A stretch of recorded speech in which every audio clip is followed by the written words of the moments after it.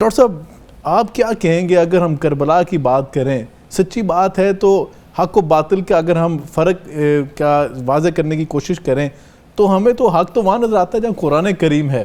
قرآن جو ہے اہل بیت کے ساتھ ہے. آقا علیہ الصلوۃ والسلام نے بیان فرما دیا کربلا کے اندر جس طرف حضرت امام حسین کھڑے تھے قرآن تو ادھر کھڑا تھا. تو آج اگر امت اس موضوع پہ ڈگمگائے تو کیا ہمیں اپنے ایمان کا جائزہ نہیں لینا چاہیے؟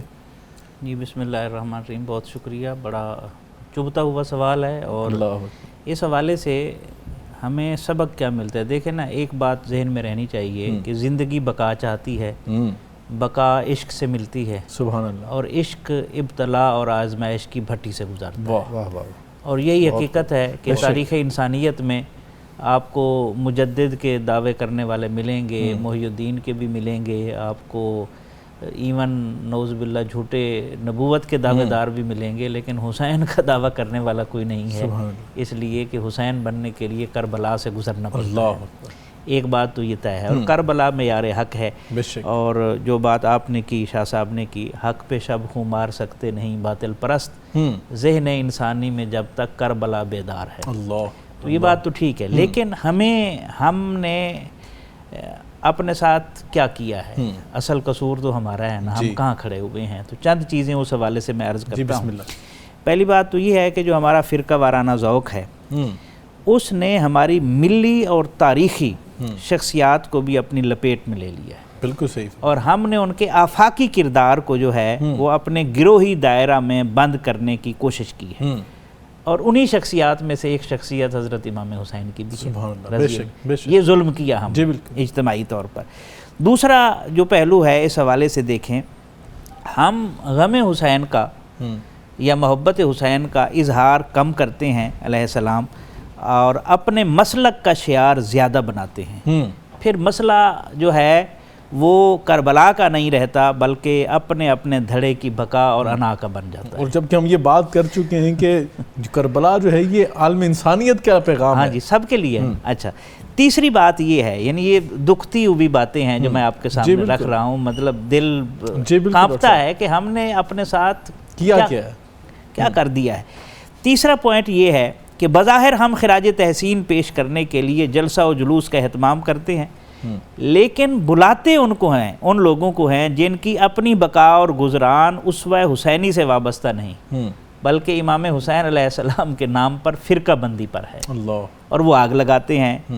اور یہی وجہ ہے کہ سب کچھ ہم پھر کیا کرتے ہیں کہ اپنی اپنی بقا کے لیے اور اپنے مسلک کو حق ثابت کرنے کے لیے سارا کچھ ہم کرتے ہیں.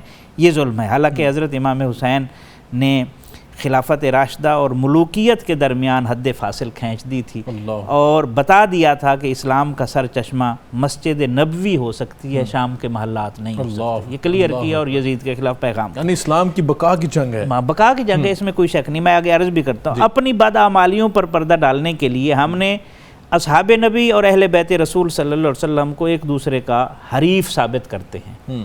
حالانکہ تاریخ کو قرآن و سنت پر پیش کرنا ہوتا ہے، نہ کہ قرآن و سنت کو تاریخ پر پیش کرنا ہوتا ہے. قرآن تو کہتا ہے محمد الرسول اللہ صلی اللہ علیہ وسلم والذین معہ اشداء علی الکفار رحماء بینہم.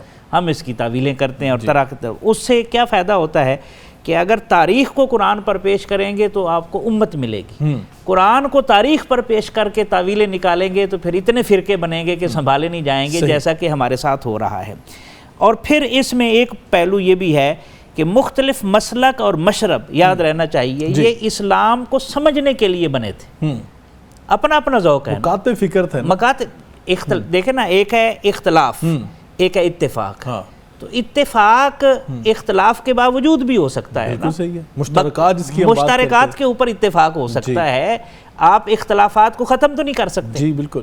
تو یہ پہلو بڑا زبردست ہے اور اسے سمجھنے کی ضرورت ہے کہ اب ظلم کیا ہوا ہے کہ ایک طبقے کا رب ہے، دوسرے طبقے کا رسول ہے، تیسرے کا طبقے کا اصحاب ہے اور چوتھے طبقے کے اہل بیت. مطلب ہم نے تقسیم کر دی نا. تو یہ ساری چیزیں ملائیں تو دین بنتا ہے. توحید کا انکار کر کے کیسے بندہ مسلمان ہو سکتا ہے؟ عشق رسول صلی اللہ علیہ وسلم سے دستبرداری کا اعلان کر کے یہ ممکن نہیں ہے. پھر محبت اہل بیت اور احترام صحابہ، اس کو چھوڑ کر کیسے مسلمان ہو سکتے بالکل ہیں؟ صحیح فرمایا. تو یہ ہمارے پہلو ہیں جن کو دیکھنے کی طرف ہمارے لیے ضرورت اور ہے. یہ واقعی ڈاکٹر صاحب یہ بنیادی چیزیں ہیں. اگر ہم بات کریں نا آج معاشرے میں، ابھی ہم بات کر رہے تھے کہ پیغام پاکستان ایک متفقہ ضابطہ اخلاق بھی تیار کیا گیا، ایک نیشنل نیریٹو تھا، اور ضابطہ اخلاق اس کے بعد 20 نکاتی بھی آیا، پھر ابھی وزیر اعلیٰ صاحب نے بھی اعلامیہ جاری کیا مشترکہ.